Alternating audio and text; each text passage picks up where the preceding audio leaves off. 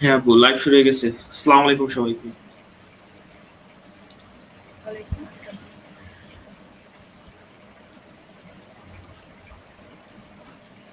তাসকিন, শুরু করবো? তাই একটু ওয়েট কর, মানুষ আসা শুরু হোক তারপর।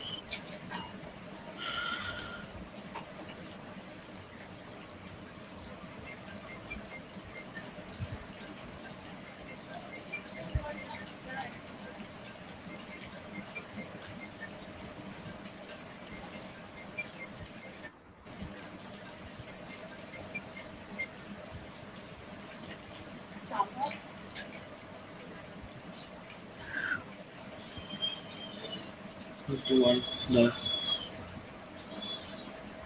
হ্যাঁ সাদমান, শুরু কর। আসসালামু আলাইকুম সবাইকে। বল আমি Sadman. Mohammad Sadman Sakib Fahim, moderator of science Adda. সবাইকে স্বাগতম জানাচ্ছি আজকের এই লাইভ সেশনটিতে। তো আজকে আগে যেহেতু পোস্ট করা হয়েছিল, তো সেই অনুসারে আজকে আমাদের লাইভ সেশনটির যে টপিক সেটা হলো যে মেডিকেল অ্যাডমিশন গাইডলাইন। তো আমাদের গাইডলাইন প্রদান করবেন ডক্টর আফসানা মিমি আপু, শহীদ সোহরাওয়ার্দী মেডিকেল কলেজ। তো দেরি না করে শুরু করা যাক। তো আপনারা সবাই আমাদের লাইভটিকে যত পারেন, যত গ্রুপে পারেন এবং যত ফ্রেন্ডদের পারেন তাদের কাছে পৌঁছে দেন, যাতে আপনাদের ফ্রেন্ডরাও বেনিফিট হয় এবং তারাও মেডিকেল অ্যাডমিশন সম্পর্কে জানতে পারে, তারাও একটা প্রপার গাইডলাইন পাইতে পারে। তো দেরি না করে শুরু করি। আপু, আপনি শুরু করতে পারেন আপু। হ্যাঁ হ্যাঁ, ঠিক আছে।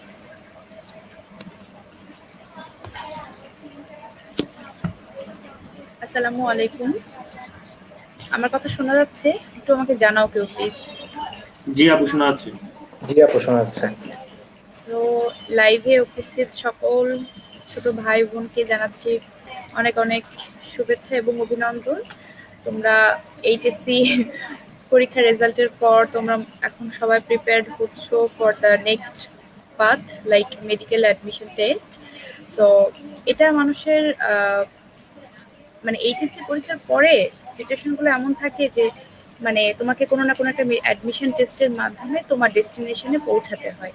ঠিক আছে, ডেস্টিনেশন কারো থাকে ভার্সিটি, কারো থাকে ইঞ্জিনিয়ারিং, কারো থাকে মেডিকেল সায়েন্স। ওকে, সো যারা মেডিকেলে নর্মালি আসে তাদের দেখা যায় যে ম্যাক্সিমামেরই খুব ছোটবেলা থেকে একটা ইচ্ছে থাকে মেডিকেল অ্যাডমিশন টেস্টের মাধ্যমে মেডিকেলে কলেজের সুযোগ মানে পড়ার সুযোগ পাওয়ার জন্য আর কি, সেজন্য তারা সেভাবে প্রিপেয়ার্ড হয়। আজকে মূলত তোমাদের সাথে আমি মানে এই বিষয়গুলো নিয়ে আলোচনা করব about the medical admission test, কিভাবে পরীক্ষাটা হয়, কত মার্কসের বেসিসে হয়, কিভাবে তোমাকে জাজ করা হয়। শুরুতে একটা কথা বলি যে অ্যাডমিশন টেস্ট মানেটা কি। Admission test just mean like to জাজ ইউরসেলফ, তোমাকে যাচাই করা হবে। It's not like your board exam. Board এক্সামে কি হয়, তুমি একটা গতানুগতিক সিলেবাস ফলো করো, যেটা তোমাকে বলে দেওয়া হয়েছে যে তোমার এই এই জিনিসগুলো তোমার জন্য ইম্পর্টেন্ট। ঠিক সেগুলো সম্পর্কে তুমি প্রিপারেশন নাও এবং একটা পরীক্ষার একটা নির্দিষ্ট মার্কের মধ্য দিয়ে তোমাকে যেতে হয়। ঠিক আছে, আচ্ছা, এখন তুমি নিজেকে যত ভালোভাবে প্রিপেয়ার করবে তুমি তত বেশি মার্কস ক্যারি করতে পারবা। ঠিক আছে, একটা মার্কসের কি থাকে, এইচএসসি তে কি জানি আমরা, এত মার্কস পেলে এ প্লাস, এত মার্কস পেলে এ, এত মার্কস পেলে বি, লাইক এটসেট্রা এটসেট্রা। কিন্তু অ্যাডমিশন টেস্টের মানেটা কি? অ্যাডমিশন টেস্টের মানেটা হচ্ছে যে তোমাকে যাচাই করা হবে, সেখানে তোমাকে একটা সিলেবাস দেওয়া হবে ঠিকই, কিন্তু এমন না যে সেখান থেকেই তোমাকে মানে তুমি পড়ে যাবা, কমন কিছু কোয়েশ্চেন তুমি পাবা। আবার এটাও না যে তুমি পড়ে যাবা আর অন্য কিছু আসবে, এমনও না। ঠিক আছে, সেখানে তোমাকে কিছু কোয়েশ্চেন দেয়া হবে যেগুলো তোমার জন্য অবশ্যই পারাটা উচিত। ঠিক আছে, সেটার বেসিসে তুমি সে কোয়েশ্চেন গুলো অ্যান্সার করতে পারলে তুমি মানে সে কোশ্চেন অ্যান্সার করতে না পারলে বা যেগুলো তোমাকে খুব কমন কোশ্চেন দেওয়া হবে তোমাকে জাজ করার জন্য, সেগুলো না পারলে তোমার দেখা যাবে যে সেই মানে যে মার্কসটা তোমার ক্যারি করা দরকার সেটা তোমার হচ্ছে না। সো তুমি হয়তোবা তুমি চান্স পাচ্ছ না। সুতরাং তোমাকে সেই কমন কোশ্চেনের অ্যান্সারগুলো অবশ্যই জানতে হবে। কিছু কোশ্চেন সেট করা হবে যেগুলো তোমাকে ডিটারমাইন করে দিবে যে তুমি আসলে কোন মেডিকেলে চান্স পাবা। আর কিছু কোশ্চেন অ্যাডমিশন টেস্টে সেট করা হয় এইভাবে, যার বেসিসে তুমি চলে যাবে মেধা তালিকার মধ্যে। সুতরাং তারা 3টা প্যাটার্ন ফলো করে একটা মেডিকেল অ্যাডমিশন টেস্টে। আচ্ছা, এখন একটা মেডিকেল অ্যাডমিশন টেস্টে আমরা যে বিষয়গুলো ফলো করে আসছি, তোমরাও এখন সেগুলো ফলো করো। তোমাদের এখন বই চেঞ্জ হয়েছে, নতুন এডিশন আসছে, ঠিক আছে? সুতরাং তোমার সুতরাং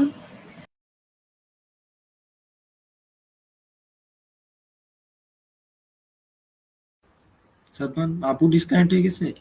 হ্যাঁ, মেবি আপু ডিসকানেক্টেড। আচ্ছা, সবাই একটু অপেক্ষা করেন, মেবি আপু, এই যে আপু আবার চলে আসছে, সমস্যা নেই। হ্যাঁ, আচ্ছা, তো দেখা যাচ্ছে তোমরা এখন অনেক বেশি ইনফরমেশন বেশি পাও। যে সময়টাতে আমাদের কিছু ইনফরমেশনের জন্য অনেক দৌড়াদৌড়ি করতে হয়েছে, কোচিং সেন্টারে যেতে হয়েছে।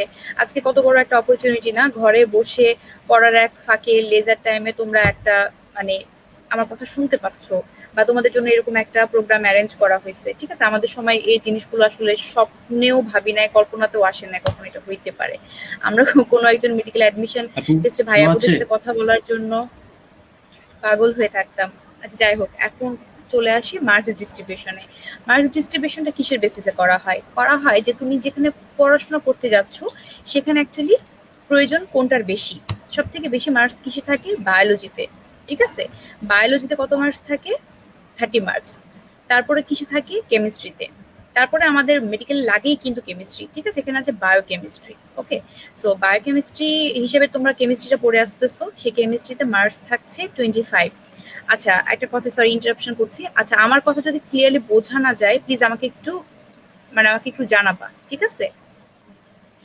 তো এবার আমরা চলে আসি কেমিস্ট্রিতে। কেমিস্ট্রিতে কত মার্কস থাকে? কেমিস্ট্রিতে থাকে 25 মার্কস। তারপরে সবচেয়ে ইম্পর্টেন্ট কোনটা? ফিজিক্স। তোমরা যে ফিজিক্সটা পড়ে আসছো, বিভিন্ন সিস্টেম, বিভিন্ন সায়েন্সের অ্যাপ্লিকেশন, রাইট? আচ্ছা, সেটারই অ্যাপ্লিকেশন, একটা নর্মাল অ্যাপ্লিকেশন নিয়ে তুমি ফিজিক্সে পড়ে আসছো, এবং সেটারই এখানে মেডিকেল সায়েন্সের ভাষা হচ্ছে ফিজিওলজি। সুতরাং এখানে ফিজিক্সে মার্কস থাকছে কত? 20 মার্কস।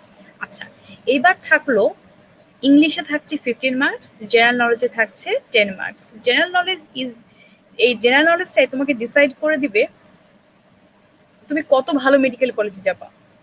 হ্যাঁ, তুমি তুমি কত ভালো মেডিকেল কলেজে যাবা, কারণ সবাই কিন্তু জুওলজি, কেমিস্ট্রি, ফিজিক্স এগুলোর উপর একটা বেশ ভালো একটা দখল নিয়ে এসেই কিন্তু পরীক্ষার হলে বসবে, ঠিক আছে? আমাদের ইংলিশে নজর দেওয়াটা কম হয়, অনেকের ইংলিশে বেসিকে প্রবলেম থাকে, বা অনেকে ইন্টারমিডিয়েট টাইমটাতে সায়েন্স এত পড়তে পড়তে যে আসলে ইংলিশে বেশি নজর দেওয়া হয় না। তো সেক্ষেত্রে দেখা যায় যে সব থেকে কম্পিটিশনের দুটো বিষয় থেকে যায়, সেটা হচ্ছে ইংলিশ এবং জেনারেল নলেজ। আচ্ছা, ইংলিশ এবং জেনারেল নলেজ নিয়ে আমি পরে বলবো, অনেক কোয়েশ্চেন করতেছে ইংলিশ কিভাবে পড়লে বেটার হয়। আমি কিভাবে পড়েছি সেটা বলবো, কিভাবে পড়লে বেটার হয় সেটাও বলবো, কিন্তু মানে হয়তো বা পুরোটা আমি নিজেও ফলো করতে পারি না, বাট ওভারঅল যেটুকু ফলো না করলেই না আর কি, সেটুকু আমি তোমাদের বলবো আজকে। আচ্ছা, সো আমরা মেডিকেল অ্যাডমিশন টেস্ট নিয়ে বললাম, আমরা মার্কস ডিস্ট্রিবিউশন নিয়ে বললাম। এবার মার্কস ডিস্ট্রিবিউশনের সবচেয়ে বড় প্রবলেমটা হয় যে আচ্ছা, আমার তো বায়োলজিতে 30 মার্কস, এখন বায়োলজিটা আমি কিভাবে পড়বো? আচ্ছা, এখন চিন্তা করো বায়োলজি তোমার কি কি নিয়ে। বায়োলজিতে তোমার দুটো বই, কেমন? দুটো বইয়ের মধ্যে একটা আছে জুওলজি, একটা আছে বোটানি। সুতরাং এখন তুমি চিন্তা করো তোমার জুওলজিতে কতগুলো চ্যাপ্টার আছে, বোটানিতে কতগুলো চ্যাপ্টার আছে। জুওলজিতে যদি 10 থেকে 12টা চ্যাপ্টার, এখন আমি নতুন এডিশনের কতগুলো চ্যাপ্টার আছে আমি ঠিক এক্স্যাক্টলি জানি না, বাট ধরে নিলাম তোমার 10 থেকে 12টা চ্যাপ্টার, ঠিক আছে? আর বোটানিতে 10 থেকে 12টা বা 15টা চ্যাপ্টার, ঠিক আছে? আচ্ছা, দুটোতে যদি ওভারঅল 24টা চ্যাপ্টারও থাকে বা 25টা চ্যাপ্টারও থাকে, তুমি একটু গড়ে হিসাব করো তো, প্রত্যেকটা চ্যাপ্টার থেকে যদি একটা করেও কোশ্চেন দেয়, তাতেও কি 30 মার্কস কাভার হয়? 30 মার্কস কিন্তু তাতেও কাভার হয় না। তাহলে তোমাদের এত প্যানিকড হওয়ার কিছু নাই। তুমি প্রত্যেকটা চ্যাপ্টার থেকে খুব ইম্পর্টেন্ট অংশগুলা পড়বা। দেখো, পরীক্ষা তোমাদের এপ্রিলের যে ডেটটা দিয়েছে, এটা পরীক্ষা আদৌ হবে কিনা, বা ইনশাল্লাহ হবে, বা তারা আরো ডেট চেঞ্জ করবে কিনা, বা রিসেন্টলি ডেট চেঞ্জ করছে কিনা সেটা সম্পর্কে আমি জানি না, আমি ধরেই নিলাম এপ্রিলে পরীক্ষা। এপ্রিলে যদি পরীক্ষাটাই হয়ে থাকে, তোমার হাতে টাইম আছে 1 মাসও না, ঠিক আছে? 1 মাসও হাতে তোমার টাইম নাই এখন। সুতরাং তোমার এই মুহূর্তে তুমি কি পড়বা এটা ইম্পর্টেন্ট। আজকে আমি হোল মেডিকেল অ্যাডমিশন টেস্টের পুরো বায়োলজি নিয়ে প্রত্যেকটা চ্যাপ্টার নিয়ে কথা বললে এটা অনেক বোরিং হবে। আমি তোমাকে সহজভাবে বলি, প্রত্যেকটা চ্যাপ্টার থেকে মনে করো গড়ে একটা কোয়েশ্চেন আসবে। এর মধ্যে কিছু চ্যাপ্টার থাকে যেগুলো থেকে অবশ্যই কোয়েশ্চেন আসে, ঠিক আছে? যেমন ধরো প্রথমে যে চ্যাপ্টারটা কোষের যে চ্যাপ্টারটা আছে, এটার কমন চ্যাপ্টার কিন্তু জুওলজি বোটানিতে দুটোতেই আছে।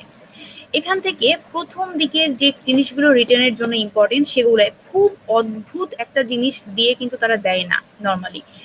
যেমন মনে হতে পারে হ্যাঁ আমি বইয়ের এই জায়গাটুকু এত পড়লাম প্রত্যেকটা লাইন পড়লাম, তুমি বইয়ের মোটামুটি 100 বা 500টা লাইন পড়ছো, তোমার কোশ্চেন আসবে কিন্তু একটা। সুতরাং এই মুহূর্তে টেকনিক্যালি পড়ার থেকে বুদ্ধিমানের কাজ আর কিছু হবে না। তুমি মাথায় রাখবে এই চ্যাপ্টার থেকে একটা কোশ্চেন আসবে, ম্যাক্সিমাম অনেক চ্যাপ্টার থেকে স্কিপ করে যায়, তারা দেখা যায় যে একটা চ্যাপ্টার থেকেই দুটো কোশ্চেন দিয়ে দিচ্ছে। আচ্ছা, এখন ধরে নিচ্ছি প্রত্যেকটা চ্যাপ্টার থেকে একটা করে কোশ্চেন আসতেছে, তাহলে আমাদের এমন অনেক চ্যাপ্টার থাকবে যেগুলো কিন্তু মিস হয়ে যাবে, যেগুলো থেকে কোশ্চেন করা হবে না। ঠিক লাস্টের দিকে কিছু চ্যাপ্টার থাকে, ঠিক আছে, সেগুলো থেকে এমন হয়। আবার কোনো চ্যাপ্টারে বাদ দেওয়ার কোনো অবকাশ নাই, কারণ যে কোনো জায়গা থেকে কোশ্চেন হবে। অ্যাডমিশন টেস্ট মানেই হলো তোমাকে বাদ দেওয়ার জন্য একটা পরীক্ষা, সুতরাং তোমাকে কিন্তু সে দখলটা থাকতে হবে। তাই সব চ্যাপ্টারের ক্ষেত্রে, সব সাবজেক্টের ক্ষেত্রে তোমাকে মাথায় রাখতে হবে যে আমাকে কমন জিনিস পারতেই হবে। কমন জিনিস না পারলে তুমি মেডিকেল অ্যাডমিশন টেস্টে চান্স পাবা না, ঠিক আছে? ইনশাআল্লাহ তোমাদের ভালো প্রিপারেশন আছে, আমি কাউকে ডিমোটিভেট করছি না, বাট আমি বলছি কমন জিনিস পারতে হবে। কথাটা বারবার বলার কারণই হলো কমন জিনিস পারতে হবে। এবার আমি বলি যে কমন জিনিস পারলে তুমি চান্স কিন্তু পেয়ে গেলা। বাংলাদেশে যতগুলো সরকারি মেডিকেল আছে তার মধ্যে তুমি চান্স পেয়ে গেলা, সরকারি মেডিকেল এবং ডেন্টাল সবগুলো তুমি চান্স পেয়ে গেলা। এবার তুমি কত ভালো মেডিকেলে চান্স পাবা এটা ডিপেন্ড করবে মাঝারি সাইজের কিছু কোশ্চেন দেওয়া হবে, যেগুলো অনেকে স্কিপ করে যাবে, যেগুলো অনেকে বুঝতে পারবে না, বা দেখা যাবে দুটো রাইটারের বইয়ের মধ্যে আরেকটা রাইটারের বই থেকে দিয়ে দিয়েছে, যেগুলো খুব কমনলি আসে না। আর কিছু তোমাকে ঠিক মানে এলিট এলিট কিছু কোশ্চেন দেওয়া হবে যেগুলোর মাধ্যমে ডিসাইড করবে তুমি তোমার র্যাঙ্কিংটা কত। এত লাখ যে পরীক্ষা দিবে এর মাঝে তোমার র্যাঙ্কিংটা কত, এটুকু। আচ্ছা, বোটানি থেকেও সেম ব্যাপারটা। এবার কেমিস্ট্রিতে আসো, প্রত্যেকটা সাবজেক্টের জন্য এটা কমন। তোমরা চিন্তা করবা যে কেমিস্ট্রিতে 25 মার্কস, তাহলে আমার কেমিস্ট্রিতে চ্যাপ্টার কয়টা? প্রত্যেকটা চ্যাপ্টারের থেকে কিন্তু একটার বেশি বা দুটোর বেশি কোশ্চেন নর্মালি হয় না। তোমরা বিগত বছরের কোশ্চেন গুলা মানে ডিসকাশন করলে জানতে পারবা যে বিগত বছরের কোশ্চেন গুলাতে মানে তারা কিসের বেসিসে করছে। আমরা করতাম কি, আমরা যখন যে পরীক্ষাটা কোচিং এ দিতাম, সেই পরীক্ষাটা এসেই আমরা যে চ্যাপ্টার থেকে কোশ্চেন করা হতো সেই টপিকসের সাইডে আমরা কোশ্চেনটা লিখে রাখতাম এবং অ্যান্সারটা দাগিয়ে ফেলতাম, ঠিক আছে, মানে অ্যান্সারটা গোল করে দাগিয়ে ফেলতাম। এটা শুরু থেকে করতে করতে হয়েছিল কি, at the end of the preparation, just before the exam, সে সময় আমি জানতে পারতাম যে এই জায়গাটুকু কতটা ইম্পর্টেন্ট। তুমি চিন্তা করো, একটা বইয়ের একটা অংশ যদি আমি 3 বার 5 বার 10 বার স্টার্ট দিই, যতবার পরীক্ষা হবে ততবার স্টার্ট দিই, তোমার বইয়ের জায়গাটুকু কিন্তু তোমার চোখে পেজটা খুললেই আসবে, হ্যাঁ এই জায়গা থেকে ইম্পর্টেন্ট, এখান থেকে কোশ্চেন আসবে, ঠিক আছে? আচ্ছা, তাহলে এটা হচ্ছে প্রথম কথা যে আমরা প্রত্যেকটা চ্যাপ্টার থেকে এভাবে দাগাতে পারি। সে সময়গুলো যারা করেছো, যেগুলো যারা এভাবে দাগিয়েছো তাদের জন্য বেটার, আর যারা দাগাওনি তাদের জন্য আমি এখন বলি, তোমরা মানে মিনিমাম প্রিপারেশন যাদের আছে বা ভালো প্রিপারেশন নিতে পারোনি এখন লাস্ট মোমেন্ট, তাদের বলি কোশ্চেন সলভ করো। কোশ্চেন সলভ করলে তোমার একটা আইডিয়া হবে কোশ্চেনটা কেমন করা হয়। হ্যাঁ, কোশ্চেনগুলো কারা আছে, এবার আসি যে কোশ্চেনগুলো কারা করে। কোশ্চেনগুলো মেডিকেলের টিচাররা করে, আমাদের মেডিকেল কলেজের টিচাররা করে, বড় বড় সিনিয়র স্যাররা করে, যারা বিশ্ব স্বাস্থ্য অধিদপ্তরের সাথে জড়িত। এবং আচ্ছা, যারা স্বাস্থ্য অধিদপ্তরের সাথে জড়িত আছে, অনেক সিনিয়র, তারা ডাক্তার, এবং তারা কেউ কিন্তু জুওলজি বোটানি বইটা সারা বছর পড়ে না, ঠিক আছে? প্রথম কথা, তারা সারা বছর জুওলজি বোটানি বইটা পড়ে না। এখন কথা হলো, তারাকে পরীক্ষার 1 মাস আগে একটা কোশ্চেন করতে দেওয়া হলো, তারা বইটা খুলে বসলো। তুমি যতটা বোঝো, তুমি যতটা জানো, তারা কিন্তু এতটা জানে না। বাট হ্যাঁ, তারা যেদিক দিয়ে বেশি জানে সেদিক দিয়ে হয়তো তুমি জানো না। সুতরাং তারা কিন্তু কিছু জায়গা টার্গেট করে, টার্গেট করে বলতে, তারা একটা বই চ্যাপ্টার খুলে বসলো। আচ্ছা, মনে করো আমি ফার্স্ট চ্যাপ্টারটা নিয়েই বলি, ফার্স্ট চ্যাপ্টারটা থেকে নিয়ে যদি আমি কোশ্চেন বলি, আমি খুললাম ফার্স্ট চ্যাপ্টারটা, সবার আগে আমার চোখে কি আসবে? সবার আগে আমার চোখে আসবে হচ্ছে প্রকারভেদ, কোনটা কত প্রকার, কোনগুলো উদাহরণ, কোনগুলো পার্থক্য, পার্থক্যের যে লিস্ট দেয়া আছে, এপিট ওপিট মানে এপার ওপার, এই জিনিসগুলা। তারপরে আসবে কোনগুলো বোল্ড করে লেখা আছে, ঠিক আছে। তারপরে আসবে আমার চোখে কোনগুলো একটু কালারফুল আছে, কোনগুলোতে পিকচার আছে, পিকচারের নিচে যে ফিগার দেয়া আছে, ফিগারে যেটা লেখা আছে যেটা কিসের ছবি বা ওটা কিসের ছবি, ঠিক আছে। তাহলে তাহলে হলো কি মেইনলি কোশ্চেন করা হয় সকল প্রকার উদাহরণ থেকে, সকল প্রকার চার্ট থেকে, সকল প্রকার প্রকারভেদ থেকে, এবং বিভিন্ন লিস্ট থাকে মানে চার্ট ডায়াগ্রাম এগুলো থেকে। হুম। আর কোশ্চেন হয়ে থাকে তোমার প্রত্যেকটা বইয়ের প্রত্যেকটা চ্যাপ্টারের শেষে যে এমসিকিউ গুলো থাকে, বোর্ড কোশ্চেনের এমসিকিউ, সেগুলো থেকে। কারণ একটা টিচারের পক্ষে ওই সময় কোশ্চেন করতে যে এতগুলা বইয়ের এতগুলা চ্যাপ্টারের এতগুলো লাইন পড়া কিন্তু সম্ভব না, এবং তোমাকেও কিন্তু লাস্ট মোমেন্টের জন্য এভাবেই পড়তে হবে। টেকনিক্যালি না পড়ে একটা বই একটা চ্যাপ্টারে তুমি 500টা লাইন মুখস্থ করবা এবং একটা কোশ্চেন হবে, ইটস ভেরি টাফ। ঠিক আছে, যা পড়েছো আগে, কিন্তু এই মুহূর্তের জন্য তোমাকে কিন্তু টার্গেট করতে হবে এইভাবে।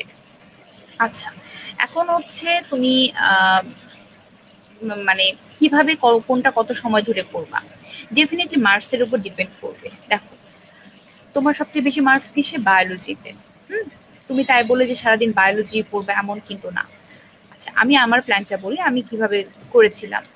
আমার লাস্ট 1 মাসের মধ্যে আমি চেষ্টা করতাম যে প্রতি 7 দিন করে আমি ভাগ করে নিয়েছিলাম, ঠিক আছে। একটা মাসে কিন্তু 4টা সপ্তাহ পড়ে, 4টা সপ্তাহের মধ্যে আমার জিওলজি বোটানি ফিজিক্স, ঠিক আছে, জিওলজি বোটানি ফিজিক্স 3টাকে 3 সপ্তাহে রাখছিলাম। এবং আমার এই 3 দিনের সাথেই অবসর টাইমগুলোতে আমি পড়তাম ইংলিশ এবং জেনারেল নলেজ। আমি ইংলিশ এবং জেনারেল নলেজের জন্য পুরো একটা হোল উইক আমি রাখি নাই, ঠিক আছে। তাহলে কি করেছি আমি? আমি 1 সপ্তাহ পড়েছি বায়োলজি, 1 সপ্তাহ পড়েছি ফিজিক্স, 1 সপ্তাহ পড়েছি কেমিস্ট্রি। হ্যাঁ, যখন আমি ফিজিক্স পড়তে যেতাম তখন আমার মনে পড়তো আচ্ছা বায়োলজির ওটা কি আছে, ওটা কি ভুলে গেছি, হঠাৎ করে একটা কোশ্চেন মাথায় আসলো, এই কোশ্চেনটা ভুলে গেছি, এই পার্থক্যটা ভুলে গেছি। আচ্ছা, একটোডার্মের এটার সোর্স কোনটা, একটোডার্ম না এন্ডোডার্ম, এটা একটোডার্ম না মেসোডার্ম, ঠিক আছে। যখন এই কনফিউশন গুলো হতো, সাথে সাথে আমি ওই চ্যাপ্টারটা দেখে ফেলতাম। আরেকটা বলি, তোমার যখনই একটা পড়তে পড়তে আরেকটা কথা মনে পড়বে, জাস্ট ওই জায়গাটুকু দেখে ফেলো। দেখে ফেলে ওই সময় দেখাটুকু অনেক ইম্পর্টেন্ট, তোমার এই জিনিসটা মাথাতেও থাকবে, ঠিক আছে। আচ্ছা, তো তোমার সেক্ষেত্রে দেখা যাবে যে তোমার ওই জায়গাটুকু পড়া হলো, এবং বারবার তোমার মনে যেটা মনে হবে যে আচ্ছা, এটা কি ওটা কি দেখে ফেলো। এটা থেকে হয় কি অনেক সময় দেখা যায় যে ওই জায়গাগুলো থেকে কোশ্চেন আসে, কারণ তোমার বারবার ইনস্টিংক্ট বলছে যে এই জায়গাগুলো ইম্পর্টেন্ট, তাই তোমার মনে হচ্ছে এই জায়গাটা কি ওই জায়গাটা কি, দেখে ফেলো। অবসর টাইমগুলোতে বারবার MP3 উল্টাতে থাকো, জেনারেল নলেজ দেখতে থাকো। রিসেন্ট জিনিসগুলো খুব ইম্পর্টেন্ট সেখানে। এবারের জন্য রিসেন্ট আমি বলি, জেনারেল নলেজের জন্য খুব ইম্পর্টেন্ট হচ্ছে বিসিএস এর কোশ্চেন। অবশ্যই আমার সময় আমি 33তম বিসিএস পর্যন্ত পেয়েছিলাম কোশ্চেন, ঠিক আছে। 33 পেয়েছিলাম, 33 বা 34 কিছু একটা। আমি 10 থেকে শুরু করে 34 এবং বিসিএস এর প্রত্যেকটা কোশ্চেন এবং অ্যান্সার আমার মুখস্থ ছিল। হ্যাঁ, মানে এমন ভাবে মুখস্থ করতে হবে যে তুমি কোশ্চেন দেখে এটাও বলে দিতে পারবে এটা কোন বিসিএস এ আসছে, ঠিক আছে। এইভাবে মুখস্থ করাটা উচিত। জেনারেল নলেজের জন্য তুমি পড়ে শেষ করতে পারবে না, পুরো MP3, পুরো কারেন্ট অ্যাফেয়ার্স, পুরো গুগল, তুমি এভরিথিং শেষ করতে পারবে না, জেনারেল নলেজের কোনো শেষ নাই। বাট তোমাকে কিন্তু একটা প্রিপারেশন রাখতে হবে, তোমাকে একটা প্রিপারেশন রাখতে হবে, কারণ তোমাকে কিন্তু 10 মার্কসের জন্য ফাইট করতে হচ্ছে। এবং তুমি জেনারেল নলেজ শুধুমাত্র জানলেই অ্যান্সার করবা। হুম। টার্গেট করে এক্সক্লুশন মেথডে আচ্ছা ক না খ, খ না গ, গ না ঘ, এরকম করার না দরকার নাই। জেনারেল নলেজে তুমি সেই অ্যান্সারটাই করবে যেটা তুমি এক্স্যাক্টলি জানো। হ্যাঁ, ধারণা করার কোনো দরকার নাই, ধারণা করে শুধু শুধু 1.25 মাইনাস করার কোনো দরকার নাই। আমি জেনারেল নলেজের জন্য পড়েছিলাম সকল বিসিএস এর কোশ্চেন, সরি, সকল বিসিএস এর কোশ্চেন, ঢাকা ইউনিভার্সিটির ইউনিটের কোশ্চেন, এবং রিসেন্ট চাকরির যে পরীক্ষাগুলো ছিল সেগুলোর যত সাধারণ জ্ঞান ছিল সবগুলো পড়ে ফেলতে হবে। আমি এটা করেছিলাম এবং আমি কমন পাইছি, ঠিক আছে। আর পেজটা যখন MP3টা অবসর টাইমে উল্টাতে থাকবা, অবসরে উল্টাচ্ছ বাট তারপরে একটু কনসেন্ট্রেশন দিবা। হ্যাঁ, দেখবা যে 2-একটা কোশ্চেন চোখে পড়ে গেছে, চলে আসছে, যেটাতে চোখ যাবে ভালো করে মাথায় রাখবা। অনেক সময় কোশ্চেন এভাবে চলে আসে, কারণ জেনারেল নলেজের অ্যাকচুয়ালি কোনো সাজেশন হয় না, জেনারেল নলেজের জন্য মানে কিছুই বলা যায় না। মুক্তিযুদ্ধ, বাংলাদেশ বিষয়াবলী, বাংলাদেশের রিসেন্ট বাজেট, প্রেক্ষাপট, গত বছরের বাজেট, ঠিক আছে, প্যান্ডেমিক, বাংলাদেশের প্যান্ডেমিকে বাংলাদেশের সিচুয়েশন, বাংলাদেশে কবে প্রথম কোভিড পেশেন্ট শনাক্ত করা হয়েছে, প্রথম পিসিআর ল্যাব কোথায় বসানো হয়েছে, ঠিক আছে, এই যে জিনিসগুলো, এগুলো ইম্পর্টেন্ট। করোনা শনাক্তের হার, মানে বাংলাদেশ এখন মানে কোন স্টেজে বাংলাদেশের, মানে প্রোটোকল গুলো কিভাবে মেনটেন করা হয়েছে, ওয়ার্ল্ড হেলথ অর্গানাইজেশনের প্রোটোকল গুলা বাংলাদেশে কিভাবে, বাংলাদেশের জন্য কি গাইডলাইন ছিল, গাইডলাইন গুলো মোটামুটি যেটুকু থাকে, মানে যেটুকু তোমাদের বিভিন্ন কোচিং সেন্টারে বলে দেওয়া হয়েছে সেগুলো জানতে হবে, ঠিক আছে। আচ্ছা, এটা গেল জেনারেল নলেজ। জেনারেল নলেজ আমি মোটামুটি ওভারঅল একটা বলতেছি যে, আচ্ছা, একজন কোশ্চেন করছে যে কারেন্ট অ্যাফেয়ার্স করতে হবে কিনা। কারেন্ট অ্যাফেয়ার্স যদি তোমার হাতে টাইম থাকে তুমি পড়ো, ঠিক আছে। কারেন্ট অ্যাফেয়ার্স মানে কি? কারেন্ট অ্যাফেয়ার্স রিসেন্ট, ওকে, হ্যাঁ, 10 মার্চের মধ্যে হয়তো একটা দুইটা কারেন্ট অ্যাফেয়ার্স থেকে দিতেও পারে রিসেন্ট বিষয়গুলো, বাট রিসেন্ট বিষয়গুলো যদি প্রতি মাসে তুমি নিউজ থেকে দেখে রাখতে পারো যে এটা এই সময়ের ইম্পর্টেন্ট ছিল, যে ওই মাসের জন্য ইম্পর্টেন্ট, তাহলে আর দরকার নাই। আর যদি মনে করো আমার কাছে এনাফ টাইম আছে, আমি কারেন্ট অ্যাফেয়ার্সটা উল্টাতে পারবো, ওকে, আমি তোমাকে বলবো তুমি পড়ো। বাট যারা পড়ো নাই, যাদের হাতে টাইমটা কম, যারা প্রিপারেশন একটু এভারেজ লেভেলে আছে, তারা এই মুহূর্তে জিওলজি, বোটানি প্রিপারেশনটা ছেড়ে বা ফিজিক্সের প্রিপারেশন ছেড়ে জেনারেল নলেজে হাত দেওয়ার কোনো দরকার নাই। হ্যাঁ, জেনারেল নলেজটা পুরোটা লাকের ব্যাপার। তুমি এটুকু প্রিপারেশন নেওয়ার দরকার, প্রিপারেশন নাও। সৃষ্টিকর্তা যদি চায় এর মধ্যে হবে, না হলে আন্দাজে ঢিল মারার কোনো দরকার নাই। আচ্ছা, এবার চলে আসি আমি ওভারঅল জিওলজি, মানে বায়োলজি, ফিজিক্স, কেমিস্ট্রি, তিনটার জন্য আমার সাজেশন সেম। এবং ইংলিশের জন্য আমি বলি, ইংলিশের জন্য আমি কি করছি। ইংলিশের জন্য আমি ফলো করতাম অ্যাপেক্স। অ্যাপেক্স যে ইংলিশ বইটা আছে, আমি সেটা ফলো করেছি। মোস্ট অফ দ্য স্টুডেন্ট এটাই ফলো করে, আমি জানি কোচিং সেন্টারগুলোতে এটাই বলে। আচ্ছা, এখন তুমি অ্যাপেক্স থেকে কি পড়ছো, এতদিন পর্যন্ত কি কি পড়বা আর লাস্ট মোমেন্টে কি পড়বা, সেটা ডিফারেন্ট বিষয়, কারণ অলরেডি অনেক লম্বা একটা টাইম চলে গেছে, ঠিক আছে। তোমাদের পরীক্ষাটা হওয়ার কথা ছিল গত বছর সেপ্টেম্বর বা অক্টোবরে, সেটা হচ্ছে এবছরে। সুতরাং তোমার হাতে এনাফ টাইম ছিল প্রিপারেশন নেওয়ার জন্য। সুতরাং তোমরা কি পড়েছো আমি জানি না, বাট নর্মালি অ্যাপেক্স থেকে পড়াটা অনেক ভালো। অ্যাপেক্স থেকে কোশ্চেন ফলো করা হয়, টিচাররাও জেনে গেছে অ্যাপেক্সটা অনেক ভালো একটা বই। হ্যাঁ, নর্মালি কি কোশ্চেন থাকে ইংলিশে, একটা থাকে হয়তো বা প্রিপোজিশন থেকে, ট্রান্সলেশন থাকে, প্রিপোজিশন থাকে, ইংলিশ থেকে বাংলা, বাংলা থেকে ইংলিশ, ঠিক আছে। থাকে হচ্ছে ভয়েস চেঞ্জ থাকে, ন্যারেশন থাকে, তারপরে তোমার হচ্ছে যে অ্যান্টোনিম, সিনোনিম থাকে, আর কোনো ওয়ার্ডের মিনিং থাকে, আর থাকে হচ্ছে মোটামুটি কিছু correct, what is the correct answer, what is the correct sentence. মনে করো কোনোটার ভার্বের সমস্যা থাকে, কোনোটার টেন্সের সমস্যা থাকে, কোনোটার প্রিপোজিশনের সমস্যা থাকে, বিভিন্ন রকমের, which is not correct, which is correct, এরকম কোশ্চেন অ্যান্সার থাকে, ঠিক আছে। সুতরাং ইংলিশ কোশ্চেন করা হয় খুবই বেসিক থেকে। 15টা কোশ্চেনের মধ্যে 2-3টা কোশ্চেন অ্যাটিপিক্যাল করাটা খুব স্বাভাবিক একটা ব্যাপার, কারণ এটা একটা অ্যাডমিশন টেস্ট। হুম, এখানে কিছু স্টুডেন্টকে নেওয়া হবে, কিছু স্টুডেন্টকে প্রথম দিকের মেডিকেলে পাঠানো হবে, এবং কিছু স্টুডেন্টকে মেধা তালিকায় রাখা হবে। এটার জন্য কোশ্চেনটা এমন করা হয়, কিন্তু মোরাললেস এভারেজে একটা ভালো গাইডলাইন ফলো করে তারা কোশ্চেন করে, যেখানে তারা তোমার প্রিপোজিশনের দক্ষতা দেখবে, তারা ট্রান্সলেশনের দক্ষতা দেখবে, তারা ন্যারেশনের দক্ষতা দেখবে, তারা বিভিন্ন সিনোনিম অ্যান্টোনিমের দক্ষতা দেখবে, যেগুলো তোমার জন্য অনেক জানাটা ইম্পর্টেন্ট। কারণ তুমি এরপরে আসছো একটা ইংলিশ মিডিয়ামে, যারা ইংলিশ মিডিয়াম থেকে ইংলিশ মিডিয়ামে আসছো, যারা ইংলিশ ভার্সন থেকে ইংলিশ মিডিয়ামে আসছো, বা বাংলা থেকে ইংলিশ মিডিয়ামে আসছো, তাদের জন্য, সবার জন্য কিন্তু এগুলো জানা ইম্পর্টেন্ট, ঠিক আছে। সুতরাং তোমার কি জানা ইম্পর্টেন্ট, সেখান থেকে ইংলিশের কোয়েশ্চেনগুলো করা হবে। আমি কি ফলো করেছি, অ্যাপেক্সের লাস্ট মোমেন্টে শুধু কোয়েশ্চেন সলভ করতাম, বিভিন্ন বিসিএস এর প্রশ্ন, বিভিন্ন মেডিকেল অ্যাডমিশন টেস্টের প্রশ্ন, বুয়েটের প্রশ্ন, এক্সামিনেশনের ব্যাংকের যে পরীক্ষাগুলো হয় সেগুলোর প্রশ্ন শুধু সলভ করতাম, রিভাইজ করতাম, একটা পেজ সলভ করতাম, রিভাইজ করতাম, হাত দিয়ে ঢেকে রাখতাম অ্যান্সারটা, বলতাম, দেখতাম কোনটা ভুল হচ্ছে পেন্সিল দিয়ে, আবার শেষ করতাম, মানে সাথে সাথে রিভাইজ করতাম।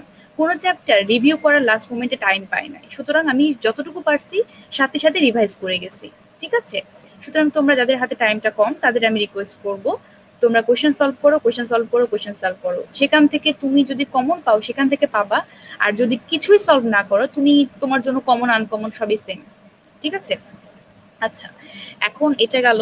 আর লাস্ট মোমেন্টের টাইম ডিস্ট্রিবিউশন তোমাদের আমি বলে দিচ্ছি যে 1 উইক করে ভাগ করে নিতে পারো, অথবা কেউ ভাগ করে নিতে পারো যে জিওলজি বোটানি আমি 3 দিনে করলাম, 6 দিনে, তারপরে একদিন আমি রাখলাম জিওলজি বোটানির, আমি ওভারঅল একটা রিভাইজ করব। ঠিক আছে, রিভাইজ জিনিসটা লাস্ট মোমেন্টের জন্য না সাথে সাথেই করে ফেলো। মনে করো দিনের সকাল 7টা থেকে তুমি পড়া শুরু করছো, তুমি 12টা পর্যন্ত যেটা পড়লা বা 10টা পর্যন্ত যেটা পড়লা, সেটা তুমি 1 ঘন্টার মধ্যে রিভাইজ করে ফেলো। 3 ঘন্টা রিভাইজ পরের সাথে সাথে করলে দেখা যায় যে 3 ঘন্টা যেটা পড়লা সেটা পরের মোটামুটি 40 মিনিট থেকে 1 ঘন্টার মধ্যে রিভাইজ করা পসিবল হয়ে যায়। কিন্তু যখন তোমার পড়ার অ্যামাউন্টটা বেড়ে যায়, একটা বিগ অ্যামাউন্ট, মনে করো পুরো জিওলজিটা রিভাইজ করবা, তুমি দেখে যাবা যে ওই 3 ঘন্টার পড়ার মতো পড়াই পড়তে তোমার পরবর্তী আরো 3 ঘন্টা লেগে যাচ্ছে। তাই রিভাইজের ব্যাপারটা আমি বলবো যে সাথে সাথে পড়ে ফেলো, সাথে সাথে রিভিউ করে ফেলো। ঠিক আছে। আর আচ্ছা, এটা গেল তোমার টাইম ডিস্ট্রিবিউশন এবং কিভাবে পড়বা। ঠিক আছে। আর অ্যাডমিশন টেস্টের ব্যাপারটা হচ্ছে যে পুরোটাই সৃষ্টিকর্তার, লাইক এটা একটা লাক, তাকদিরে বিশ্বাস যারা আমরা করি, আমরা জানি যে মানে যে কোনো কিছু হতে পারে। হ্যাঁ, কেউ একজন কোশ্চেন করছো যে স্ট্যান্ডার্ড হয় না হার্ড হয়। মেডিকেল অ্যাডমিশন টেস্টের কোশ্চেন কেমন হয় এটা কোশ্চেন হাতে পাওয়া না পর্যন্ত কেউ বলতেও পারে না। তারা একটা প্রোটোকল কখনোই ফলো করে না, কারণ প্রত্যেকবার এক একজন টিচার কোশ্চেন। আচ্ছা, মেডিকেল অ্যাডমিশন কোশ্চেনটা কেন এরকম হয়, কেন কোনোবার সহজ, কোনোবার কঠিন, কোনোবার ভীষণ অ্যাটিপিক্যাল, এরকম কেন হয়? কারণ মেডিকেল অ্যাডমিশন টেস্টের কোশ্চেনটা করে যারা, তারা মেডিকেলের ডক্টর এবং তারা তাদের জুলজি বোটানি তাদের সাবজেক্ট না, তারা এখান থেকে কোশ্চেন করে। ঠিক আছে। এক একবার এক এক টিচার কোশ্চেন করে। ঠিক আছে। এক একবার এক এক টিচার কোশ্চেন করার জন্য তাদের কিন্তু মানে হয় না যে এক টিচার বারবার কোশ্চেন করলে একটা ধারণা হয়ে যায় যে আমি এভাবে করতে পারি, কেউ মনে করে না আমার এভাবে জাজ করা উচিত, একটা স্টুডেন্ট এটা পারবে না তাকে এটা জাজ করা উচিত, সুতরাং সে সেভাবে কোশ্চেন করে। আবার মনে হয় যে খুব কমন জিনিস না পারলে তো হলো না, তাহলে তখন কমন কমন কোশ্চেন গুলো দেয়, তখন কোশ্চেনটা ইজি হয়। কেউ কেউ চায় যে না, কমন কোশ্চেন তো সবাই পারে, তাহলে আমি এগুলো দিই, তখন তারা এভাবে দেয়। আচ্ছা, বুয়েটের কোশ্চেন একটা স্ট্যান্ডার্ড ফলো করে, এটা রিজন হচ্ছে বুয়েটের টিচাররাই বুয়েটের কোশ্চেন করে এবং তারা প্রতি বছর ওইটুকু, ওই ইঞ্জিনিয়ারিং ওই বেসিক টুকুর মধ্যেই থাকে। বাট আমাদের মেডিকেল, তোমরা যারা মনে করো যে geology botany is the like all of medical part, মেডিকেলে আসার পর দেখবা যে তুমি আগে কি পড়ছো আর এখানে কি, পুরোই চেঞ্জ। অনেক জিনিস মিল আছে কিন্তু আমরা অনেক জিনিস অন্যরকম ভাবে আগে জানছি, এই জায়গাটাতে এসে ডিফারেন্ট। তাই যখন একটা টিচার মেডিকেলের টিচার একটা মেডিকেল অ্যাডমিশন টেস্টের কোশ্চেন করবে, তখন সে এমন অনেক জিনিস ভুল পায় যেটা এইচএসসি তে বইয়ে ভুল আছে, এবং দেখা যায় যে সে তখন অ্যান্সারটা দেয় কিন্তু মেডিকেল থেকে। ঠিক আছে, এক্ষেত্রে অনেক সময় দেখা যায় যে মার্কসের এদিক ওদিক হতে পারে। এগুলো নিয়ে ভাবার দরকার নাই, দুই একটা কোশ্চেন এমন থাকবেই, এই দুই একটা কোশ্চেন অ্যান্সার করতে না পারলে বা ভুল অ্যান্সার করতে পারলে তুমি চান্স পাবা না এমন না, তুমি চান্স পাবা, হয়তো তোমার মার্কস একটু কম থাকবে। ঠিক আছে। আচ্ছা, এখন ওভারঅল তাহলে প্রিপারেশনটা নিবা কিভাবে লাস্ট মোমেন্টের জন্য? লাস্ট মোমেন্টের জন্য আমি বলবো চ্যাপ্টার ওয়াইজ পড়ো, মাথায় রাখো প্রত্যেকটা চ্যাপ্টার থেকে একটা থেকে দুটোর বেশি কোশ্চেন হবে না। যারা মেডিকেল কোশ্চেন সলভ করছো তারা অলরেডি আইডিয়া পেয়ে গেছো যে এই চ্যাপ্টার থেকে মেডিকেলে কি কি প্রশ্ন হয়েছে। ঠিক আছে। এত কিন্তু অ্যাটিপিক্যাল কোশ্চেন মেডিকেলে থাকে না, একটা অনেক হিউজ অ্যামাউন্টের কোশ্চেন থাকে যেটা কমন। ঠিক আছে, আমরা দুই একটা কোশ্চেন আনকমন পেলে আমরা ভাবি যে কোশ্চেনটা অনেক কঠিন হয়ে গেছে, আমার কি হবে, এই সেই, এটা সেটা অনেক কিছু। ঠিক আছে, কিন্তু আমি বলবো দুই একটা কোশ্চেন কঠিন হবেই, এটা একটা অ্যাডমিশন টেস্ট, এটা তোমাকে কখনোই তোমার মার্কস তোলার জন্য তোমাকে এই পরীক্ষাটা নেওয়া হয় নাই। ঠিক আছে, সেক্ষেত্রে 2 থেকে 3টা কোশ্চেন বা 5টা থেকে 10টা কোশ্চেন একটু টাফ হতে পারে। তোমার যদি খুব রিস্ক নিতে ইচ্ছা করে, আমি বলবো যদি তোমার টেকনিক্যাল বুদ্ধি খাটিয়ে তুমি যদি অ্যান্সার করতে পারো, তুমি অন্য ক্ষেত্রে অ্যান্সার করে আসো, মানে জিওলজি বোটানি ফিজিক্স কেমিস্ট্রি ক্ষেত্রে অ্যান্সারটা করে আসো। ঠিক আছে। কিন্তু তোমার যদি এটা হয় ইংলিশ এবং জেনারেল নলেজ, তাহলে আমি বলবো যে তুমি তোমার ইংলিশের ছোটবেলা থেকে ইংলিশ পড়ে আসতেছো, সেক্ষেত্রে চেষ্টা করো কোশ্চেনটা কোনোভাবে অ্যান্সার করা যায় কিনা। যদি অ্যান্সার করা না যায় তাহলে ছেড়ে দাও, আর যদি করতে পারো তাহলে করো। জেনারেল নলেজের ক্ষেত্রে আমি বলবো রিস্ক নেওয়ার দরকার নাই, প্রত্যেকটা নেগেটিভ মার্কিং এর জন্য তোমার মাইনাস হবে 1.25। 1.25 এর ইম্পর্টেন্সটা কি এবার আমি বলি। আমি যেমন সোহরাওয়ার্দী মেডিকেলে যখন চান্স পেয়েছি আমার মার্কস ছিল 66.25। আমাদের সময় স্কোর ছিল অনেক কম সবার, ঠিক আছে। সো অনেক হার্ড একটা কোশ্চেন হয়েছে, এবং সাপোজ আমার মার্কস লাইক যেটাই হোক না কেন, মোটামুটি পুরো সোহরাওয়ার্দী মেডিকেল বাংলাদেশের থার্ড একটা মেডিকেল, সেখানে আমাদের সবার মার্কস ছিল 6.75 থেকে 6.25 এর মধ্যে। তাহলে ক্যান ইউ ইমাজিন 66.75 থেকে 66.25 এর মধ্যে আমরা এত 150 জন 180 স্টুডেন্ট আমরা হচ্ছে সোহরাওয়ার্দী মেডিকেলে, ঠিক আছে। আচ্ছা, এখন তাহলে কত মার্কসের গ্যাপ হচ্ছে? অনলি 50 মার্কস, 0.50 আমাদের এত 180 জন স্টুডেন্ট আমরা ফাইট করেছি কত মার্কসের জন্য? অনলি 0.50 জন্য। সুতরাং আমাদের মধ্যে যারা 1.25 বেশি পেয়েছে তারা এখন সলিমুল্লাতে পড়ে, তাদের থেকে 2 মার্কস যারা বেশি পেয়েছে তারা ডিএমসি তে পড়ে। সুতরাং 1.25 এর অনেক ভ্যালু, ঠিক আছে, প্রত্যেকটা মার্কসেরই অনেক ভ্যালু, 0.25 এর অনেক অনেক ভ্যালু। যারা এমনও আছে, আমার অনেক ব্যাচমেট যারা ময়মনসিংহ মেডিকেল থেকে সোহরাওয়ার্দীতে মাইগ্রেশন নিতে পারেনি, কারণ তাদের মার্কস ছিল 66, অনলি 66। সুতরাং সে আমার থেকে কম কত ছিল? অনলি 0.25। সুতরাং 0.25 এর জন্য সে কিন্তু মাইগ্রেশনের শেষ পর্যন্ত ওখানে আসতে পারেনি। সুতরাং তোমার কাছে 1.25 কে অনেক ভ্যালু দিতে হবে। হ্যাঁ, আচ্ছা, জেনারেল নলেজের জন্য কত মার্কস? একজন কোশ্চেন করছে জেনারেল নলেজের মার্কস হচ্ছে 10 মার্কস। আচ্ছা, এটা হচ্ছে মোটামুটি আমি ওভারঅল একটা বললাম। কারো যাদের কোশ্চেন আছে আমাকে কোশ্চেন গুলো বলো। আমি কেউ একজন মানে তাসকিন, তুমি আমাকে কোশ্চেন গুলো বলো, আমি ওদের অ্যান্সার গুলো দেই, সুতরাং ওদের জন্য সুবিধা হবে। আর তোমাদের যা যা কোশ্চেন আছে, যার যে সাবজেক্ট নিয়ে যেভাবে কোশ্চেন আছে, কোনো চ্যাপ্টার নিয়ে কোশ্চেন থাকলে সেটাও তোমরা করতে পারো কমেন্ট সেকশনে, আমি সেগুলোর অ্যান্সার দেওয়ার চেষ্টা করবো।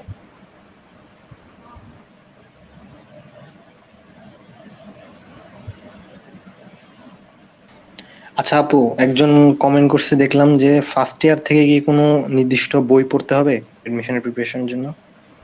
এটা আচ্ছা, অ্যাডমিশন টেস্টের জন্য সবার একটা কোশ্চেন থাকে যে কি পড়বো, কিভাবে ফার্স্ট ইয়ার থেকে প্রিপারেশন নিব। হ্যাঁ, তো ফার্স্ট ইয়ার থেকে যারা প্রিপারেশন নিতে চাও তাদের একটা কথা বলি যে তোমার অ্যাডমিশন টেস্ট তুমি তখন থেকে তোমার যে বইগুলো আছে পাঠ্যপুস্তকে, তোমার উচিত হবে বইগুলো কিনে তোমার দুটো কোশ্চেন ফলো করা। এক, এইচএসসি এর কোশ্চেন কেমন হয় সেটা ফলো করো। দুই, মেডিকেল অ্যাডমিশনের কোশ্চেন ব্যাংকটা কিনে ফেলো। তুমি প্রথমে কিছু বুঝবা না, ঠিক আছে, তুমি তোমার সিলেবাসে যেটা আছে সেটাই পড়ো। তোমার হাফ ইয়ারলি ফাইনালে কি পরীক্ষা হবে, ফার্স্ট ইয়ার ফাইনালে কি পরীক্ষা হবে, তুমি কলেজের পরীক্ষাগুলো ভালোভাবে দাও এবং তুমি তোমার বইটাকে ভালোভাবে পড়ো। মেডিকেল অ্যাডমিশনের কোশ্চেন কোনোদিন কোনো বাহির থেকে করা হয় না, কেউ আন্দাজেও করে না, গুগল থেকেও করে না, কোনো ধারণা করেও করে না, সব করা হয় তোমার টেক্সট বুক থেকে।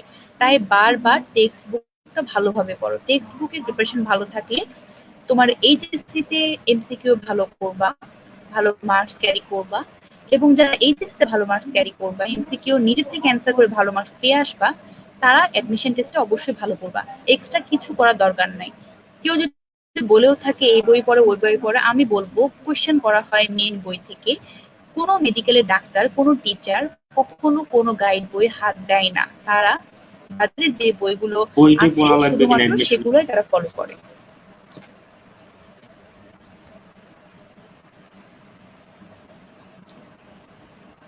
হ্যাঁ বলো তাসকিন, পরের কোশ্চেনটা বলো।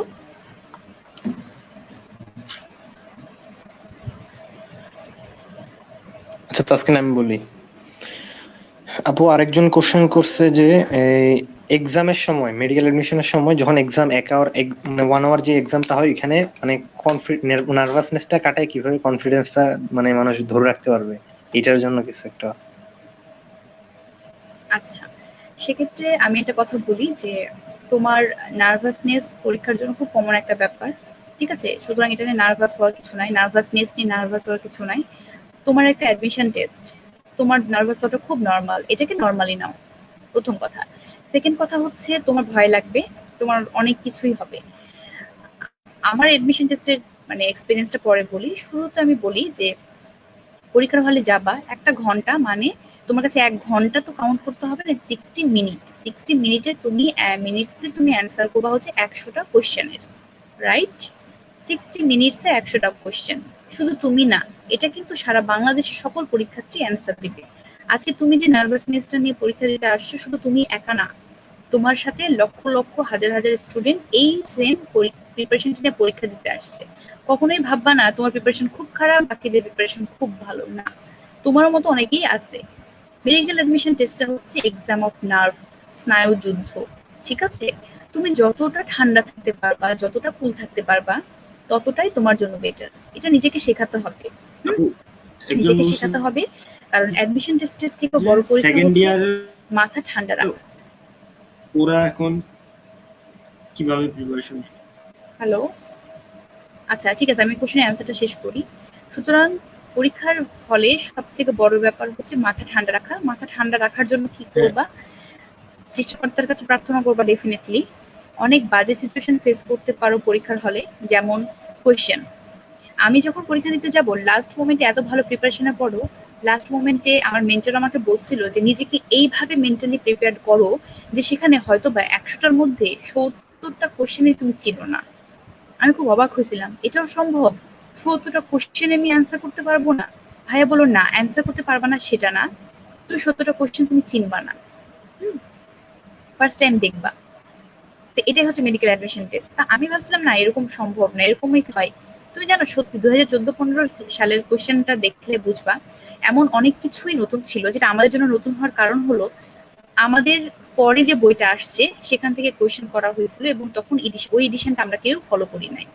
পরবর্তীতে যে চ্যাপ্টারের পেছনে পেছনে যে এমসিকিউ গুলো দেয়া থাকতো, সেগুলো থেকে কোশ্চেন করা হয়েছিল, যেগুলো আমরা মিস করে গেছি, যেগুলো আমরা মানে নলেজের বেসিসে অ্যান্সার করে আসছি, এবং সেখানে সত্যি সত্যি একটা গুড অ্যামাউন্ট অফ কোশ্চেন আমরা ফার্স্ট টাইম দেখছি। সুতরাং নিজেকে সবভাবে মেন্টালি প্রিপেয়ার করে যাও। হ্যাঁ, আমি ওই অবস্থায় থেকে আমি কেন চান্স পাইছি? আমি অনেক ব্রিলিয়ান্ট? ডেফিনেটলি না। ওই জায়গায় মাথা ঠান্ডা করে যেটুকু আমি পারি আমি সেটুকু অ্যান্সার করে আসছি।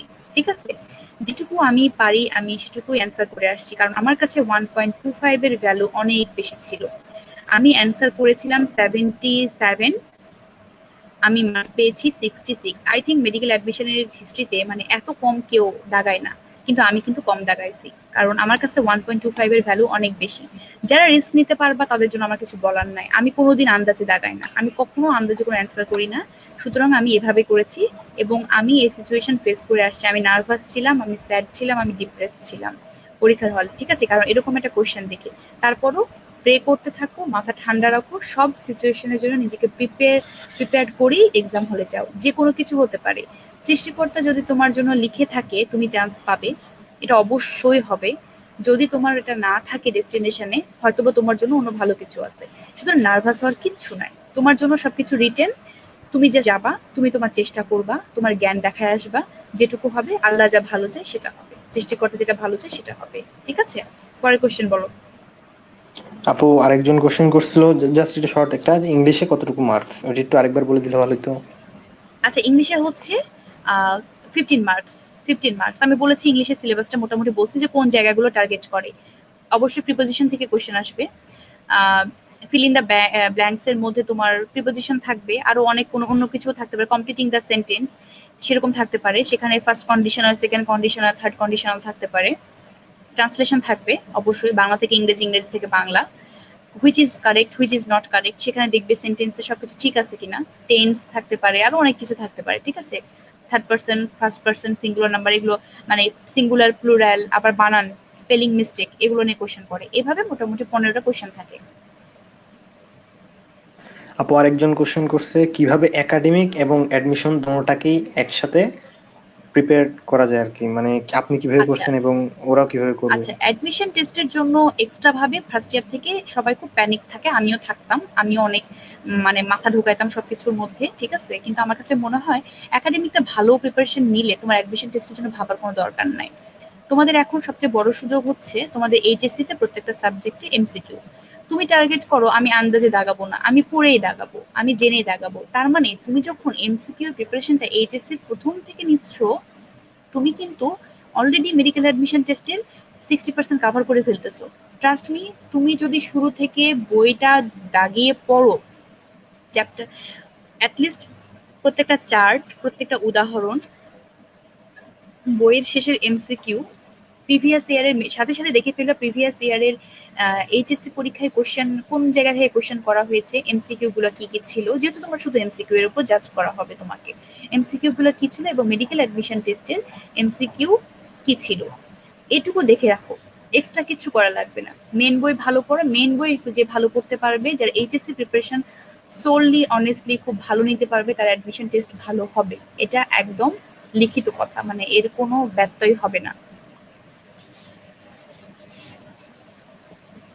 অনেকে নেক্সট বলছে কোশ্চেন আপু বলো। বিভিন্ন চ্যাপ্টার থেকে, যেমন চ্যাপ্টার 3 চ্যাপ্টার 1 বলতেছে যে বিভিন্ন আহ, অনেক কিছু মনে থাকে না, মুখস্থ করলেও প্রথমে মনে থাকে তারপর আর মুখস্থ থাকে না, তো এটা সম্পর্কে কিছু টিপস। আচ্ছা, মনে থাকে না, এই মনে না থাকার জিনিসগুলো আমি বলি। যে জিনিসটা আমি মেডিকেলে এসে শিখছি সেটা হচ্ছে, মেডিকেল অ্যাডমিশন টেস্টের আগে ওইভাবে এর ইফেক্টিভনেসটা বুঝতে পারিনি, বাট মেডিকেলে পড়তে এসে বুঝতে পারছি, সেটা হচ্ছে পড়ার সাথে লেখার ইম্পর্টেন্স। পড়ার সাথে লেখার ইম্পর্টেন্স অনেক বেশি। হয় গ্রুপ ডিসকাশন করো আর না হলে লিখো। যে জায়গাটুকু মনে করো সেরেব্রামের কাজ মনে থাকে না, কিন্তু সেরেব্রামের কাজ থেকে তো প্রচুর কোশ্চেন আসে। থ্যালামাসের কাজ মনে থাকে না, হাইপোথ্যালামাসের কাজ মনে থাকে না। তোমার তো কাজগুলো এত কাছাকাছি, ব্রেনের কাজগুলো এত কাছাকাছি যে তুমি হঠাৎ করে তোমার মনে হতে পারে না না না এটা তো হাইপোথ্যালামাস, না না এটা তো থ্যালামাস, কিন্তু ওটা দেখা যাচ্ছে সেরেব্রামের। তোমার এই এটা না ওটা, ওটা না ওটা ভাবতে ভাবতে 1.25 কিন্তু গেল। ঠিক আছে? সেজন্য এই সেনসিটিভ জায়গাগুলা, যেমন কোনটার উৎস, কোথা থেকে কোনটা আসছে, একটোডাম এন্ডোডাম মেসোডাম, এখান থেকে কোশ্চেন এভরি ইয়ার হয়। ঠিক আছে? রক্ত সঞ্চালন, রক্ত চ্যাপ্টারটা থেকে এভরি ইয়ার কোশ্চেন হয়। ইম্পর্টেন্ট যে জায়গাগুলো মনে থাকে না, ঝটপট কোনো একটা ফ্রেন্ডের সাথে একবার বলে ফেলো, বা বাড়িতে ফ্রেন্ডের দরকার নেই, বাড়িতেই ছোট ভাই বোন বা মা বাবা যারা আছে, যে জায়গাটুকু মুখস্থ থাকে না, মুখস্থ করে একবার তার সামনে বলো, অথবা 2বার লিখে ফেলো, না দেখে লিখে ফেলো। যখন তুমি লিখে ফেলবা তখন তোমার ওটা অবশ্যই মনে থাকবে। ঠিক আছে? একবার লিখাকে 15 বার বা কোনো জায়গায় 50 বার মুখস্থ করার সাথে কম্পেয়ার করা হয়। সুতরাং লেখার ইম্পর্টেন্স অনেক বেশি। আপু এখানে একজন কমেন্টে লিখলো যে আপু অনেক মেডিকেল অ্যাডমিশনে নাকি পেন্সিল দিয়ে আনসারটা দাগাইতে হয়, এ ব্যাপারে আপনার মতামত কি? হ্যাঁ, পেন্সিল দিয়ে তো তুমি তো খাতার মধ্যে মানে পেন দিয়ে দাগাইতে পারবে না, তাই না? তুমি মানে সরি ইয়ার মধ্যে, কি বলে, কোশ্চেনের মধ্যে তুমি দাগাতে পারবে না, রাফ টাফ করলে এগুলো তো তুমি পেন্সিল দিয়ে তোমাকে করতে হবে। আর আচ্ছা, আমার সময় আমার মনে আছে আমি কিন্তু পেন দিয়েই করতে পারছিলাম। ঠিক আছে? এখন এখন যদি পেন্সিল দিয়ে নিয়ম করে, আমি আচ্ছা এখন আপু, এমনি ইন্টার্ন করতেছি। ফাইনালি কি করতে হয়? ফাইনালি একেবারে আমরা হয়তো পেন পেন্সিল দিয়ে, দিয়ে ফার্স্টে দাগাই। হ্যাঁ, এটাই, এই জিনিসটাই পেন অনেকের দিয়ে হয়তো আমি তো ওএমআর শিট তো কখনো পেন্সিলকে অ্যালাউ করার কথা না, বাট রিসেন্টলি এইটা চেঞ্জ করছে কিনা এটা আমি জানি না। বাট এমন বিশ্বের এমন অনেক পরীক্ষা হয় যেগুলোতে পেন্সিল দিয়ে দাগাতে হয়। ঠিক আছে? মেডিকেল অ্যাডমিশন টেস্টে যদি পেন্সিল দিয়ে দাগাতে হয় পেন্সিল দিয়ে দাগাবা, যদি পেন দিয়ে দাগাতে হয় পেন দিয়ে দাগাবা, মানে এটা এটা কোনো কমপ্লিকেটেড কিচ্ছু না। তবে মোস্ট প্রবাবলি বাংলাদেশে ওএমআর মেশিন গুলা কিন্তু তারা পেনকেই অ্যালাউ করে। আমি রিসেন্ট প্রোটোকলে কোনো কিছু চেঞ্জ আসছে কিনা, রিসেন্ট আমার সময় ছিল না, রিসেন্ট আসছে কিনা এটা আমি জানি না।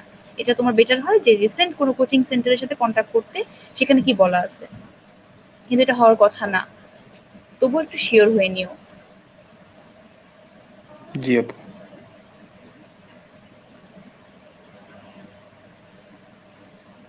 আপু একজন নেক্সট জিজ্ঞাসা কোশ্চেন। করলো যে একাডেমিক এবং অ্যাডমিশন হ্যাঁ মানে পড়া বলেছি, সম্পর্কে দুইটার মধ্যে বলেছি। ডিফারেন্স।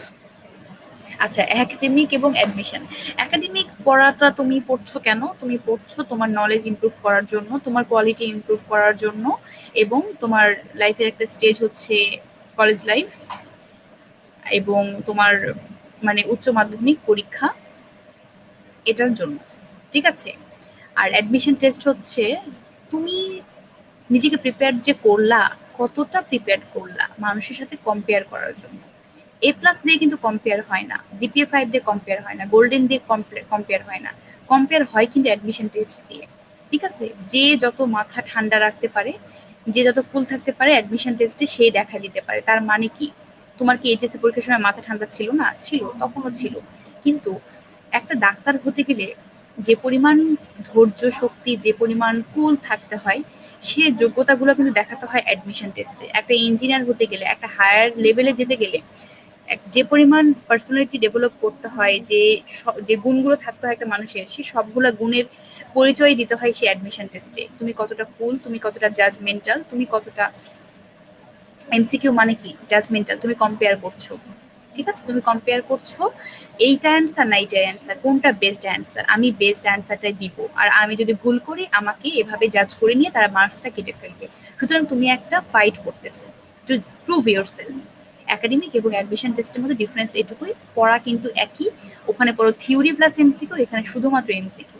ঠিক আছে, এখানকার এমসিকিউ ডিফারেন্স একটাই, কিছু কোয়েশ্চেন তোমাকে রাখা হবে, তুমি কতটা পারফেক্ট, তুমি সবার থেকে কতটা অনন্য সেটা প্রমাণ করার জন্য, আর কিচ্ছু ডিফারেন্স নাই, সব এক।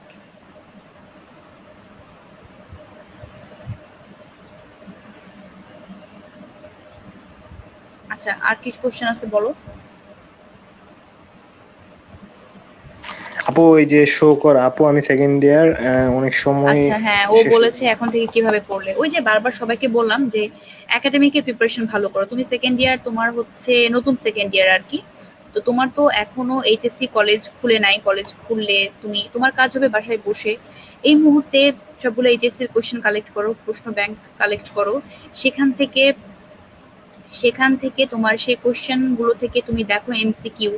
ঠিক আছে, এমসিকিউ নিয়ে কি, কোন কোন জায়গাগুলো থেকে এমসিকিউ করা হচ্ছে, এইচএসসি কোশ্চেন কালেক্ট করো প্রশ্ন ব্যাংক থেকে, এবং মেডিকেল অ্যাডমিশন টেস্টে কোশ্চেন কালেক্ট করো। তুমি তোমার সিলেবাস শেষ করে এইচএসসির মেইনলি প্রিপারেশন নাও। এইচএসসি পরীক্ষায় ভালো না হলে কিন্তু তোমার অ্যাডমিশন টেস্টে ভালো করার কোনো সুযোগ নাই। ঠিক আছে, জিপিএ 5 ছাড়াও এইচএসসি পরীক্ষায় মেডিকেল অ্যাডমিশন টেস্টে বসা যায়। হ্যাঁ, জিপিএ 5 ছাড়াও কিন্তু 4 পয়েন্টেও মেডিকেল অ্যাডমিশন টেস্টে বসা যায়, কিন্তু সেক্ষেত্রে তোমার মার্কসটা কিছুটা কমে যাবে। কিন্তু যার জিপিএ 5, দুটোতে জিপিএ 5 থাকবে, তার জন্য কিন্তু মার্কসটা কমার কোনো স্কোপ নাই। সুতরাং তুমি ওভারঅল মার্কসে যদি সবার মতো সেম লেভেলে যেতে চাও, তাহলে তোমাকে জিপিএ 5 পেতে হবে। সুতরাং তোমাকে একাডেমিক ইমপ্রুভ করতে হবে, একাডেমিক বইয়ের সিলেবাসে যে সিলেবাসে যে বইগুলো আছে সেগুলো ভালো করে পড়তে হবে, এইচএসসি পরীক্ষা ভালোভাবে দিতে হবে। বারবার বলছি, এইচএসসি পরীক্ষার টেক্সট বুকটা ভালোভাবে পড়লে তোমার অ্যাডমিশন টেস্টে কোনো কষ্ট হবে না। আচ্ছা, একজন কোশ্চেন করছে জিপিএ 5 কত পেলে, হ্যাঁ 4 পয়েন্ট পেয়েও পরীক্ষা দিতে বসা যায়, কিন্তু মানে ইটস বেটার দুটোতে জিপিএ 5 থাকলে। আমি এমন অনেক স্টুডেন্ট দেখেছি যারা জিপিএ 4 পয়েন্টেও তারা এই মেডিকেলে চান্স পেয়েছে। সেক্ষেত্রে তোমাকে কিন্তু মানে এদিকে অনেক ভালো করতে হবে, কারণ তোমার যাদের 5 মার্কস মাইনাস হয়, 7.5 মার্কস মাইনাস হয়, তাদের জন্য মেডিকেল অ্যাডমিশন টেস্টে মার্কস তোলাটা অনেক কঠিন ব্যাপার। কিন্তু তা এমনও অনেক রেকর্ড আছে তারা ঢাকা মেডিকেলেও চান্স পেয়েছে, মার্কস মাইনাস হওয়ার পরও ঢাকা মেডিকেলেও চান্স পেয়েছে, প্রথম দিকে সকল মেডিকেলেও চান্স পেয়েছে। সুতরাং এটা অসম্ভব না, কিন্তু এটা হচ্ছে একটা নেগেটিভ সাইড যে তোমার মার্কসটা মাইনাস হচ্ছে এবং তোমাকে অনেক বেশি খাটতে হচ্ছে। পরের কোশ্চেন বলো। আচ্ছা আপু, আরেকটা কোশ্চেন ছিল যে জিপে এর উপর কত পার্সেন্ট মার্কস, হ্যাঁ, মানে আচ্ছা জিপিএ মার্কস আমি তোমাদের একটা কথা বলি, যে যারা এই কোশ্চেনগুলো করতেছো, তোমাদের এই জিনিসগুলো কিন্তু অনেক চেঞ্জ হয়। ঠিক আছে, অনেক চেঞ্জ হয়, একদম রিসেন্ট যে গাইডলাইনটা দিয়েছে পরীক্ষা, জিপিএ ন্যূনতম জিপিএ কত, ঠিক আছে, এবং ওটার বেসিসে মার্কস, আমার সময়কার এবং এখনকার অনেক ডিফারেন্স। আমি জানি তোমরা যারা ফর্ম ফিল আপ করছো মেডিকেল অ্যাডমিশন টেস্টের জন্য, তারা কিন্তু এই জিনিসগুলো পড়েছো, তারা কিন্তু জানো। তবে আমি বলবো it's better to have GPA 5। GPA 5 4 পয়েন্টেও, আমি বারবার বলবো 4 পয়েন্টেও অনেকে চান্স পায়, 4 পয়েন্টেও কিন্তু ফর্ম ফিল আপ করা যায়। কিন্তু যারা 4 পয়েন্টে পরীক্ষা দেয় তাদের জন্য দেখা যায় যে মার্কস ক্যারি করাটা মানে একটু, তাদের মার্কসটা মাইনাস হয়ে যায়। হুম, সুতরাং জিপিএ 5 যে কোশ্চেনটা করছে সে অবশ্যই সেকেন্ড ইয়ারে বা ফার্স্ট ইয়ারে এখন আসো, আমি তাকে বলবো যে, কারণ যারা অলরেডি মেডিকেল টেস্ট দিবে তাদের ফর্ম ফিল আপ হয়ে গেছে। ঠিক আছে, সুতরাং যারা যারা এই কোশ্চেনগুলো করতেছে তাদেরকে আমি বলি তোমরা চেষ্টা করো অবশ্যই যেন জিপিএ 5টা থাকে। হ্যাঁ, জিপিএ 5টা থাকলে তোমার কখনো মার্কস মাইনাসের কোনো স্কোপ থাকবে না, তোমার পুরো পরীক্ষাটাই হবে তোমার কোশ্চেনের বেসিসে। আর যদি তোমার ওইদিকে জিপিএ 5-এ হেরফের থাকে, তাহলে তোমাকে কিন্তু জিপিএ 5-এর মার্কসটুকু কোয়েশ্চেন দিয়ে কভার করতে হবে, তাই তোমার জন্য স্ট্রেসটা বেশি পড়বে। সুতরাং একাডেমিক ভালো প্রিপারেশন নাও, এইচএসসি ভালো প্রিপারেশন নাও, জিপিএ 5 আনতে হবে ভালোভাবে, এখন থেকে এমসিকিউ গুলো পড়ো, বইয়ের ভেতর থেকে পড়ো, তাহলে মেডিকেল অ্যাডমিশন টেস্টে কোনো প্রবলেম হবে না।